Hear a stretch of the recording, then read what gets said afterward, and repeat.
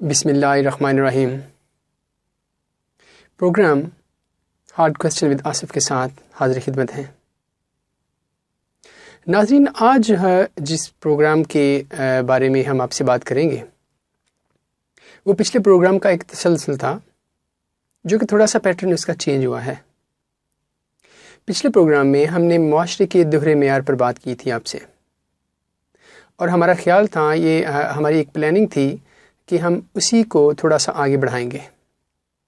اس کو آگے بڑھانے کے لیے ہمیں کچھ ساتھیوں کی ضرورت تھی، کچھ دوستوں کی ضرورت تھی، جن سے ہم ان کی آراء لے سکیں، ان کے مشورے لے سکیں، ان کے سجیشنز لے سکیں۔ لیکن ہوا یہ کہ جس شخص سے بھی ہم نے رابطہ کیا کہ ہمیں پروگرام کرنے جا رہے ہیں اور اس کی یہ ریکوائرمنٹس ہیں، آپ کو سوسائٹی کے معیار پر بولنا ہے، آپ کو معاشرے کے ان پہلوؤں پر بات کرنی ہے جن پر عام طور پر ہم بات کرتے ہوئے گھبراتے ہیں، ہم ہچکچاتے ہیں، تو کافی دوستوں نے اس سے ہاتھ کھینچ لیا۔ یہ ایک چھوٹی سی کہانی ہے، اب سمجھ لیجئے کہ اسی کہانی کو آج ہم نے اپنے اس پروگرام کا ایک ٹاپک بنایا ہے۔ ہوا کچھ ایسے کہ ہم نے کچھ دوستوں سے رابطہ کیا، جن میں فیس بک کے دوست ہیں، کچھ ویب سائٹس کے دوست ہیں، اور ہم نے ان سے کہا کہ ہمیں کچھ ایسے دوست چاہیے، کچھ ایسے فرینڈ چاہیے جو ہم سے جن کو ہم کچھ سوالات کریں گے اور وہ ان سوالات کے جوابات اپنی ویڈیوز بنا کر ہمیں سینڈ کریں گے۔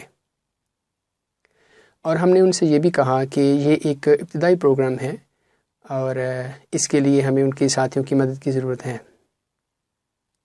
اب ہوا یہ کہ ایک شخص نے ہم سے رابطہ کیا، ہمارے ایک دوست نے ہم سے رابطہ کیا، اور انہوں نے کہا کہ اگر آپ میں اتنی ہمت ہے، اگر آپ میں اتنا حوصلہ ہے، تو میں ایم کیم کا موقف دینا چاہتا ہوں۔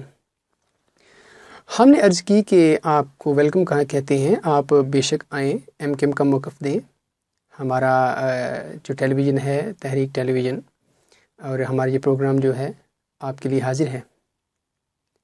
لیکن کچھ گھنٹوں کے بعد ان کا جو ہمیں میسج آتا ہے وہ حیران کن تو نہیں کہہ سکتے، لیکن بہرحال غیر متوقع ضرور تھا۔ ان کا کہنا تھا کہ میں اپنی شناخت نہیں دینا چاہتا، میں بیہائنڈ دا ویل رہنا چاہتا ہوں، پردے میں رہنا چاہتا ہوں، آپ میسیجز میں میرا جو ہے بیان لے لیں اور میں سامنے نہیں آؤں گا۔ اس کے بعد ہم نے ان سے کہا کہ چلے ٹھیک ہے، آپ سامنے مت آئیے، آپ پردے کے پیچھے رہیے، لیکن کم از کم ہم سے اسکائپ پر بات کیجیے ایک بار، اور فیس ٹو فیس ایک بار ہم سے وائس پر بات کر لیجیے، تاکہ جو کچھ باتیں ہیں وہ کور ہو جائیں۔ لیکن ان صاحب کا میسج دوبارہ نہیں آیا۔ ایک اور صاحب تھے، ملتان سے ان کا تعلق تھا، ان سے ہم نے کہا کہ ہمیں کچھ ساتھیوں کی ضرورت ہے۔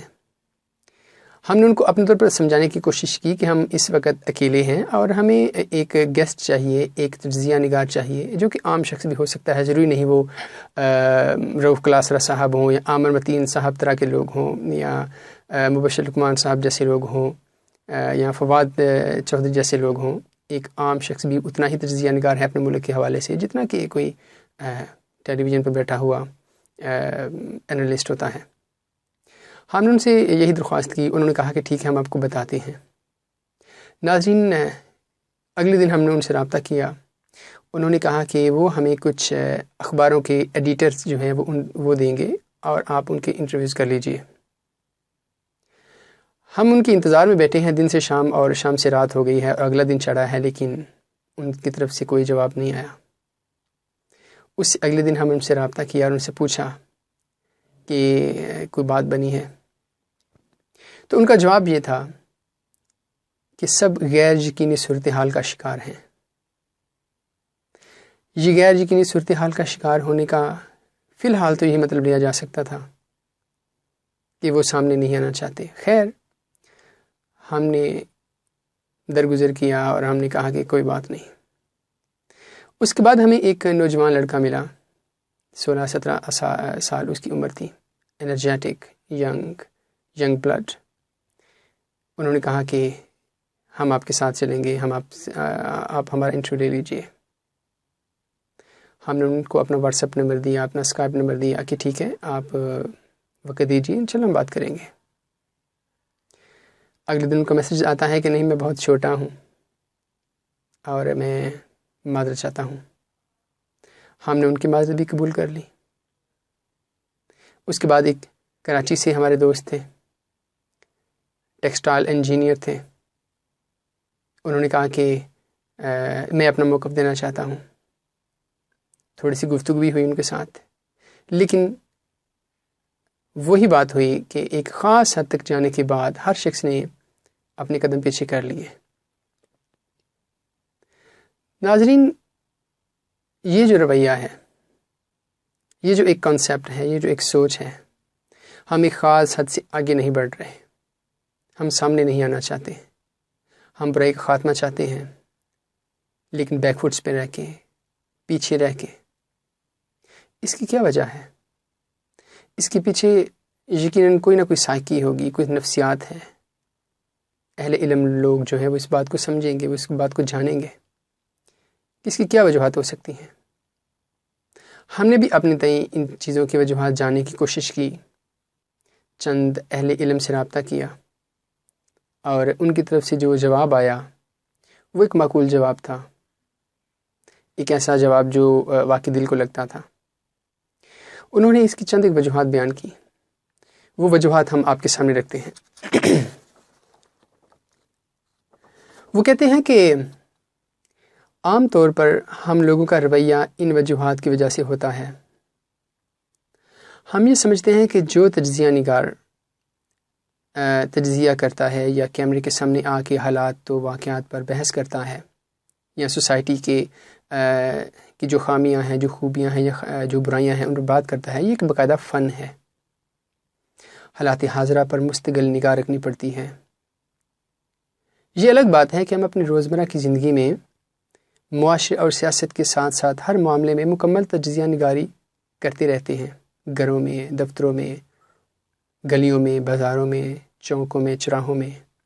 ہمارا ہر شخص تجزیہ نگار ہے، باشعور ہے، فہم رکھتا ہے۔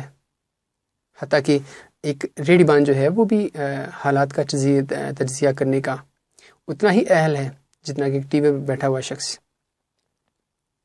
اچھا، دوسری وجہ یہ وہ بیان کرتے ہیں کہ کیونکہ ہمارا خیال ہوتا ہے کہ ہماری کون سنے گا۔ یہ بڑی ایک بنیادی بات ہے، ہماری کون سنے گا، یا ہمارے بولنے سے کوئی تبدیلی نہیں آ جائے گی، ہمارا بولنا بیکار جائے گا، نکار خانے میں طوطی کی آواز کون سنے گا۔ اس لیے ہم اسے فضول سمجھتے ہیں، وقت کا ضیاع سمجھتے ہیں، اس لیے ہم کیمرے کے سامنے نہیں آنا چاہتے، اس لیے ہم نہیں بولتے۔ تیسری وجہ کی طرف آتے ہیں۔ وہ فرماتے ہیں کہ تیسری وجہ جو ہے وہ بیسیکلی ایک ڈر ہے، ایک خوف ہے، ایسا خوف جو ہمیں معاشرے سے آتا ہے۔ حکومت ہو یا سوسائٹی، اس میں جو خامیاں یا کمزوریاں ہیں ان کی نشاندہی کرنے سے یا سامنے لانے سے لوگ ہمارے خلاف ہو جائیں گے، اور یہی وہ مرحلہ ہوتا ہے جہاں ہمیں آگے بڑھنا ہوتا ہے۔ ایسا نہیں ہے کہ جو لوگ کہتے ہیں کہ جو لوگ لکھتے ہیں یا لکھ کر اپنا موقف بیان کرتے ہیں وہ معاشرے میں اپنا کردار ادا نہیں کرتے، یقیناً کرتے ہیں۔ ہر شخص کا ایک اپنا محاذ ہے، ہر شخص کی ایک اپنی ذمہ داری ہے، مگر یہ بھی سچ ہے کہ بعض معاملات میں آپ کو بولنا پڑتا ہے، آپ کو سامنے آنا پڑتا ہے۔ یہ چند ایک وجوہات ہیں جن میں میں ایک یہ بھی شامل کروں گا کہ جو تیسری وجہ بیان کی گئی ہے، ڈر ہے، خوف ہے، یہ بنیادی طور پر ہمیں اپنی جان سے اتنا نہیں ہوتا جتنا ہماری جان سے منسلک لوگوں سے ہوتا ہے۔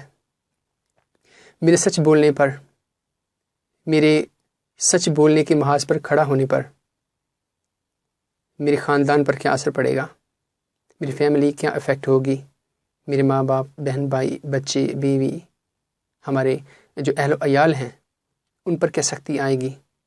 یہ وہ چیز ہوتی ہے جو ہمیں آگے بڑھنے سے روکتی ہے، جو ہمیں سچ بولنے سے روکتی ہے، جو ہمیں سوسائٹی میں بری پھیلی ہوئی برائیوں کے خلاف آواز نکالنے سے روکتی ہے۔ ظاہر ہے میرا کوئی بھی عمل وہ میرا ذاتی عمل نہیں ہے، میں بہت سے لوگوں کے ساتھ کنیکٹڈ ہوں، میرے بہت سے لوگوں کے ساتھ کنسرنز ہیں، اور اسی وجہ سے ہم سامنے نہیں آتے، اسی وجہ سے ہم بولنے سے ڈرتے ہیں۔ اس موقع پر ہم یہ خیال کر رہے ہوتے ہیں کہ ہمارا نہ بولنا ہمیں بچا لے گا، ہمارا نہ بولنا، ہمارا خاموش رہنا، یہ ہماری نجات کا ذریعہ ہے۔ لیکن ہم یہ لوگ بھول جاتے ہیں کہ جو نہیں بولتا وہ بھی مر جاتا ہے، جو سامنے آ کے بولتا ہے وہ بھی مر جاتا ہے۔ لیکن موت میں فرق ہے۔ جس طرح جینے کے ہزاروں طریقے ہیں، اسی طرح مرنے کے بھی ہزاروں طریقے ہیں۔ ضروری نہیں ہے کہ جب آپ سچ بولیں تو آپ پر سختی آئے یا آپ کے خاندان پر بھی آئے۔ کبھی زیادہ ہوتی ہے، کبھی کم ہوتی ہے، اس چیز سے انکار نہیں ہے، لیکن اس چیز سے ہم انکار نہیں کر سکتے۔ یہ بات روز روشن کی طرح آیا ہے کہ ہمارا نہ بولنا برائی کو تقویت دیتا ہے۔ ہم ایک طرح سے برائی کا ہاتھ روک نہیں رہے، اس کو بڑھا رہے ہوتے ہیں، اس کو پش کر رہے ہوتے ہیں، اس کو پھلنے پھولنے کا ایک موقع دے رہے ہوتے ہیں۔ ہم اپنے تو یہ سمجھ رہے ہوتے ہیں کہ ہمارا خاموش رہنا برائی کو ختم کر دے گا، لیکن ایسا نہیں ہے۔ حضرت امام حسین رضی اللہ تعالیٰ عنہ فرماتے ہیں کہ برائی کے خلاف، جرم کے خلاف، چاہے وہ معاشرے میں ہو، سوسائٹی میں ہو، حکومت میں ہو، سیاست میں ہو، جہاں بھی ہو، اس کے خلاف آپ جتنی دیر سے اٹھیں گے اتنی ہی بڑی قربانی دینی پڑے گی۔ اور یہ وہ نقطہ ہے جو ہمارا معاشرہ سمجھنے سے قاصر ہے۔ ممکن ہے سمجھتا ہو، ممکن ہے جانتا ہو، لیکن بات وہی آ جاتی ہے، حوصلے کی، ہمت کی، کہ کیا ہم اتنی ہمت نہیں رکھتے، کیا ہم اتنا حوصلہ نہیں رکھتے کہ ہم بول نہیں سکتے، ہم سامنے نہیں آ سکتے۔ معاشرے صدیوں میں بنتے ہیں اور صدیوں میں بگڑتے ہیں، لیکن یہ بھی حقیقت ہے کہ بگڑنے کا عمل بڑھنے کے عمل سے بہت تیز ہے۔ کسی چیز کی بناوٹ، کسی چیز کو بنانا، اس کو سنوارنا، اس کی نوک پلک درست کرنا، یہ ایک لانگ ہال ہے، ایک لمبی جدوجہد ہے، ایک طویل راستہ ہے، لیکن اسی چیز کو بگاڑنا لمحے درکار ہے۔ معاشرہ ایسے بھی بنتا ہے کہ اس کے لیے صدیوں درکار ہوتی ہیں، ایک کے بعد ایک نسل، جنریشنز ہمیں کام کرنا پڑتا ہے، ہر شخص کو اپنا کردار ادا کرنا پڑتا ہے، اس کے بعد معاشرے بنتے ہیں۔ پروگرام کے ہم اب دوسرے حصے کی طرف آتے ہیں۔ اس میں ہم سیاست کے حوالے سے کچھ بات کریں گے، چند ایک خبریں ہیں، چند ایک تجزیے ہیں جن پر ہم ایک عمومی رائے دیں گے، اور یہ رائے اور یہ تجزیہ بالکل ایک عام فہم سا ہے، اس میں کسی قسم کی کوئی راکٹ سائنس نہیں ہے، اور ہر شخص اس والے سے پورا باخبر ہے اور سوچ سمجھ رکھتا ہے۔ آج روزنامہ جنگ میں ارشاد بٹی صاحب ایک ملک کے مانے جانے ایک کالمنسٹ ہیں، انہوں نے ایک بہت بڑی خبر لکھی، بڑی خوبصورت بات لکھی۔ وہ کہتے ہیں کہ ہمارے ملک کے دو سیاستدان ہیں بہت بڑے، نام نہیں ان کا لوں گا میں، کیونکہ ارشاد صاحب نے بھی نہیں لیا، میں بھی نہیں لوں گا، لیکن آپ لوگ سمجھ جائیں گے۔ وہ کہتے ہیں کہ میں نے ان کے ایک بیٹے سے پوچھا کہ آپ کے جو والد صاحب ہیں یا جو آپ کے جو کرتا درتا ہیں، وہ پوری دنیا میں ملک کے، پاکستان کے ملک کے ترجمان ہیں، اور ان کا یہ خواب ہے کہ ساری دنیا کا جو سرمایہ ہے وہ پاکستان میں آئے۔ ان کی یہ خواہش ہے کہ پوری دنیا سے یا جو پاکستانی ہیں وہ باہر اگر سرمایہ کاری کرتے ہیں تو وہ پاکستان میں سرمایہ کاری کریں، جبکہ صورتحال اصل یہ ہے کہ آپ کا جو باپ ہے اس کی ایک دélے کی بھی پاکستان میں سرمایہ کاری نہیں ہے، آپ کی بھی نہیں ہے۔ اس کی کیا وجہ ہے؟ تو ارشاد صاحب فرماتے ہیں کہ آگے سے ان کے بیٹے نے جو سگار لگایا ہوا تھا اس کا دھواں فضا میں گھیرتے ہوئے اور پیچھے مغربی موسیقی سے لطف اندوز ہوتے ہوئے کہا، بابا نہیں مانتے، میرے باپ نہیں مانتا، اس نے ہمیں پاکستان میں سرمایہ کاری کرنے سے منع کیا ہوا ہے۔ آپ اندازہ کیجئے کہ ایک ایسا شخص جو پورے پاکستان کا مالک ہے، جو بقول اس کے کہ 19-20 کروڑ جو پاکستانی ہیں وہ میرے ہیں، اور وہ مجھے اپنے اولاد کی طرح ہیں، اپنے ایک جو شہری ہوتے ہیں ان کے جو حقوق ہیں اس طرح سے ہیں، لیکن حقیقت میں اس کا جو سلوک ہے پاکستانیوں کے ساتھ وہ انتہائی ذلت امیز ہے۔ آپ ان کی اپنے کاروبار دیکھیے، ان کی ایک کے بعد ایک ان کی جو انڈسٹریز ہیں وہ پھل پھول رہی ہیں، جبکہ دوسری طرف اسٹیل مل ہے، ایئر ویز ہے، موٹر ویز ہے، ایئر لائنز ہیں، پلاننگ اینڈ ڈیولپمنٹس کے ادارے ہیں، یا گورنمنٹ کا کوئی بھی ادارہ ہے، وہ ہر ایک ادارہ خسارے میں ہے۔ تو اس سے کسی قسم کا بھی کوئی تجزیہ لینے کے لیے، کوئی رائے لینے کے لیے ہمیں کسی بھی قسم کا کوئی ایسا شخص نہیں چاہیے جو بہت بڑا سائنسدان ہو۔ ایک عام پاکستانی بھی اس چیز کو سمجھ سکتا ہے کہ کون اس ملک کے ساتھ مخلص ہے اور کون اس ملک کو کھا رہا ہے، کون کرپٹ ہے، کون بدعنوان ہے، اور کون اس ملک کے ساتھ جو سنسیئر ہے۔ اس کے بعد ایک اور رویہ جو عمومی رویہ ہمارا سامنے آیا ہے کہ ہمارے پاکستانی جو ہیں وہ اپنے لیڈر کو دودھ سے دھلا ہوا سمجھتے ہیں، اور دوسرے جو لیڈران ہیں ان کے خیال میں ان میں ایک بھی جو خوبی ہے وہ کہیں دکھائی نہیں دیتی۔ آپ نواز شریف صاحب پہ یا زرداری صاحب پہ تنقید کر کے دیکھیے، آپ کو کبھی بھی جواب میں ان کی صفائی دینے کا موقع نہیں آئے گا، یا آپ کو کبھی بھی ان کے کسی بھی غلط عمل کی توجیہ کے جواب میں یہ نہیں کہنا پڑے گا یا یہ نہیں سننا پڑے گا کہ ہاں یہ ان کی غلطی ہے، ایک بحیثیت انسان وہ یہاں پر غلط تھے، بلکہ وہ دوسرے پوچھنے والے سے اس کے لیڈر کے بارے میں بات کرنا شروع کر دیں گے۔ اور یہ ایک عام عمومی رویہ ہے جو ہمارے ہر دوسرے پاکستان میں پایا جاتا ہے۔ آپ نواز شریف صاحب پر تنقید کیجیے، آپ کو جواب عمران خان پر تنقید کی صورت میں ملے گا۔ آپ سوال گندم کیجیے، جواب آپ کو چنا جو ہے وہ دیا جائے گا۔ ایک اور خبر دیکھتے ہیں۔ آج کی ایک خبر یہ ہے کہ معروف انویسٹیگیٹو جنرل جو ہے ہمارے پاکستان کے اسد کھرل صاحب ہیں، انہوں نے تقریباً 500 صفحات پہ مشتمل جناب وزیر اعظم نواز شریف صاحب کے جو کرپشن کے ریکارڈ ہیں ان کو سپریم کورٹ میں جمع کروایا ہے، اور یہ غالباً آج ہی ہوا ہے۔ آپ نے ایک ٹویٹ میں عرض کیا کہ پاکستان کے لیے کھڑے ہو جائیے اور پاکستان کاز کے لیے کھڑے ہو جائیے، اور جب انہوں نے یہ پلی وہاں پہ جمع کروائی تو کافی ایک پورے ملک میں ایک خوشگوار لہر کا جو ہے وہ ایک احساس ہوا، لوگ اس بات سے کافی خوش ہوئے۔ لیکن اگر ہم اس بات کو، اس خبر کو حقیقت کی نگاہ سے دیکھیں تو ہم یہ کہہ سکتے ہیں کہ یہ بھی ایک عام سی خبر ہے، ایک عام سا رویہ ہے، ایک عام سا سٹینڈ ہے، اس سے کچھ تبدیل نہیں ہونے والا، اس سے کسی قسم کی کوئی بہتری نہیں آنے والی۔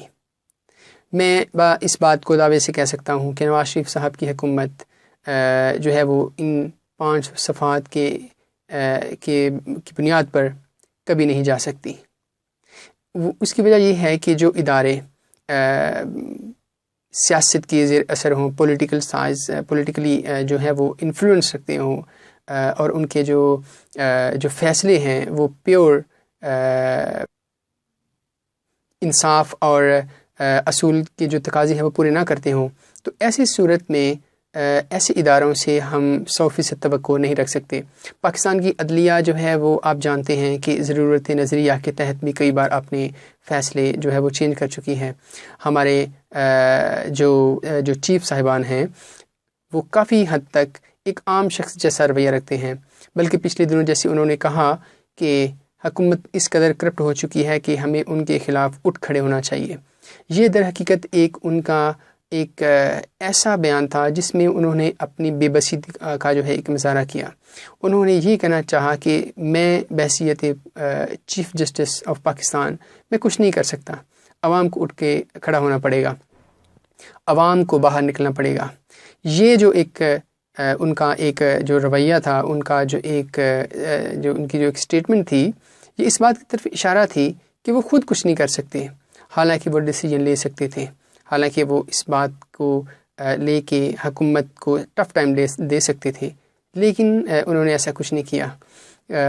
کافی سال پہلے کی خبر ہے جس میں چیف جسٹس غالباً افتخار محمد چودھری صاحب تھے، جنہوں نے کہا کہ ملک کی 21 کمپنیاں جو ہے وہ منرل واٹر جو بیچتی ہیں ان میں زہریلے مادوں کا وجود پایا جاتا ہے۔ ابھی ان کی ایک رائے تھی، ان کا ایک کامنٹ تھا سوال یہ پیدا ہوتا ہے کہ اگر آپ نے بھی کمنٹ ہی کرنا تھا، اگر آپ نے بھی محض ایک ججمنٹ دینی تھی، تو فیصلہ کس نے لینا تھا؟ ان 21 کمپنیز کے خلاف اگر آپ کے پاس ثبوت موجود تھے، اگر آپ کے پاس ہر چیز کو ایک ویلڈ پوائنٹ آپ کے پاس تھا، تو اگر آپ نے بھی ان کے خلاف، ان کمپنیز کے خلاف ایکشن نہیں لینا تو پھر کون لے گا؟ بظاہر اس طرح کے جو بیانات ہیں جب یہ لیے جاتے ہیں تو در حقیقت اس چیز کی طرف اشارات کیا جاتا ہے کہ ہم محض تنخواہ دار ہیں، ہم محض مہینے بعد اپنی تنخواہ وصول کرتے ہیں اور گھر چلے جاتے ہیں۔ عوام کے ساتھ کیا ہو رہا ہے، عوام کس چکی میں پس رہی ہے، یہ ہماری ذمہ داری نہیں ہے، یہ ہمارا مسئلہ نہیں ہے۔ جب ہم کسی مسئلے کو آن کرتے ہیں، جب ہم کسی مسئلے کو اپنا لیتے ہیں تو در حقیقت ہم اپنی ایک اہلیت ثابت کرنا چاہ رہے ہوتے ہیں کہ ہم اس چیز کو حل کر سکتے ہیں۔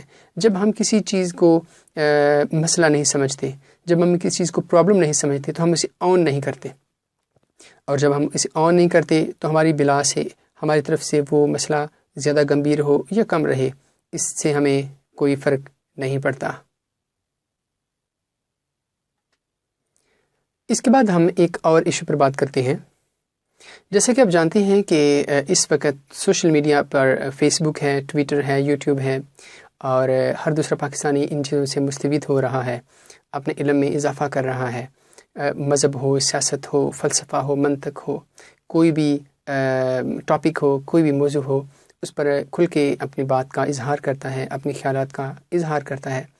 لیکن ایک خاص ٹرینڈ جو اس وقت چل رہا ہے وہ یہ بھی ہے، یہ آپ تجزیہ کیجئے گا، آپ کے مشاہدے میں آئے گا کہ وہ گروپس، وہ پیجز جو معاشرے میں مکالمے کو ترویج دیتے ہیں، جو معاشرے میں ڈیبیٹ کو ترویج دیتے ہیں، ان کو آگے بڑھاتے ہیں، ایک خاص حد تک جانے کے بعد مذہب کے حوالے سے بیزاریت کا اظہار کر دیتے ہیں۔ یہ کہا جاتا ہے یا یہ کہہ دیا جاتا ہے کہ یہاں پر مذہب پر بات نہیں ہوگی، سوشل ایشوز پر بات کیجئے، تاریخ پر بات کیجئے، فلسفے پر بات کیجئے، ہسٹری پر بات کیجئے، لیکن مذہب کے حوالے سے یہاں پر بات نہیں ہوگی۔ اور اس کا جو ایک عام ریزن دیا جاتا ہے وہ یہ ہے کہ کیونکہ ہماری سوسائٹی میں، ہمارے معاشرے میں فتویٰ سازی کا جو رجحان ہے وہ بہت زیادہ ہے۔ ہم کسی بھی شخص کی ایک بات سن کے اس کے خلاف اپنا ایک مائنڈ سیٹ بنا لیتے ہیں، اور یا تو اسے دار اسلام سے خارج کر دیتے ہیں، اور یا پھر اسے ایسی مسند پر بٹھا دیتے ہیں جس کا وہ قطعی اہل نہیں ہوتا۔ گفتگو، بحث و مباحثہ یا ایک اچھے طریقے سے متوازن بات چیت ہمارا خاصا نہیں ہے۔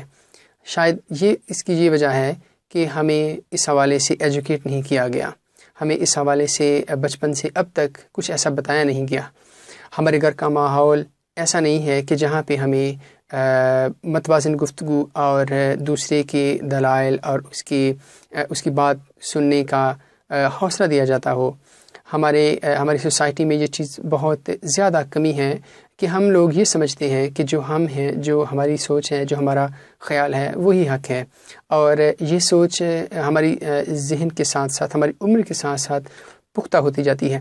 ہمیں کسی بھی موقع پہ ایسا ماحول نہیں ملتا، ہمیں کسی بھی موقع پہ ایسا پلیٹ فارم نہیں ملتا جہاں پر ہم آرام اور سکون کے ساتھ، تحمل کے ساتھ سامنے والے کی بات سن سکیں، ہم یہ جان سکیں کہ جو ہم سوچتے ہیں، کچھ لوگ ایسے بھی ہیں جو اس طرح سے نہیں سوچتے، ہم لوگ جو سمجھتے ہیں کچھ لوگ ایسے بھی ہیں جو اس طرح سے نہیں سمجھتے، اور یہی وہ پوائنٹ آف میوچل انڈرسٹینڈنگ ہوتا ہے، پوائنٹ آف ہارمنی ہوتا ہے کہ جہاں پر ہمیں صبر، تحمل، رواداری اور عدم برداشت کا مظاہرہ کرنا ہوتا ہے۔ اور یہ مظاہرہ کیونکہ ہماری تربیت میں شامل نہیں ہوتا، ہمارے نصاب میں شامل نہیں ہوتا، تو اس کا جو ایک فوری رد عمل ہمارے سامنے آتا ہے وہ یہی ہوتا ہے کہ ہم ایسے شخص سے قطع تعلق کر لیتے ہیں، ہم ایسی ڈیبیٹ سے، ہم ایسے گروپ سے، ہم ایسے پیجز سے، ہم ایسی بیٹھک سے دور ہو جاتے ہیں جو ہمارے خیالات، جو ہمارے احساسات کی ترجمانی نہ کرتا ہو، یا جس چیز کو ہم حق سمجھتے ہوں وہ اسے باطل سمجھتا ہو۔ یہ جو خلیج ہے یہ بڑھتے بڑھتے سوسائٹیز میں بہت بہت بڑے لیول پہ پریشانی کا باعث بنتی ہے، معاشروں کو بگاڑ کے رکھ دیتی ہے، ان کے درمیان خلیج جو ہے وہ پاٹ دیتی ہے، اس کو زیادہ کر دیتی ہے، اور اس حوالے سے ہمیں بہت زیادہ کام کرنے کی ضرورت ہے۔ ہمیں اپنی نوجوان نسل کو اس مائنڈ سیٹ کے ساتھ آگے بڑھانے کی ضرورت ہے جس میں وہ گفتگو کے ساتھ، بات چیت کے ساتھ، مکالمے کے ساتھ سامنے والے کو سن سکیں، ہم جان سکیں کہ جو ہم نہیں سمجھتے یا جو ہم جسے ہم غلط سمجھتے ہیں یا جسے ہم ٹھیک سمجھتے ہیں وہ کہیں کہیں غلط بھی ہو سکتا ہے، ہم جس چیز کو روشنی سمجھتے ہیں وہ کہیں نہ کہیں باطل بھی ہو سکتا ہے۔ تو اس کے ساتھ ہی ہمارا آج کا پروگرام اختتام کو پہنچتا ہے۔ ہمیں آپ کی فیڈ بیکس کا، آپ کی سجیشنز کا انتظار رہے گا۔ ہم ابھی ابتدا میں ہیں اور یہ ایک مسلسل سفر ہے۔ ہمیں اپنی آراء ضرور دیجیے، ہم جہاں غلط ہوں ہمیں بتائیے، ہماری درستگی کیجیے۔ کیونکہ یہ پروگرام آپ کے لیے ہے، سوسائٹی کے لیے ہے، معاشرے کے لیے ہے، اس میں ایک بہتری لانے کی غرض سے ہے۔ ہماری یہ کوشش ہے کہ ہم اپنے ملک کو، اپنے پاکستان کو بہتر سے بہتر کر سکیں۔ ہماری جو بساط ہے، ہماری جو حد ہے، ہماری جو لمٹ ہے وہ یہی ہے کہ ہم اپنے طور پر جہاں تک ہو سکے اچھی روایات کو جنم دیں، محبت، پیار، صبر اور عدم برداشت کو جنم دیں۔ یہی ہمارے پروگرام کا موٹو ہے اور یہی ہمارا مقصد ہے۔ اجازت دیجیے، اللہ حافظ۔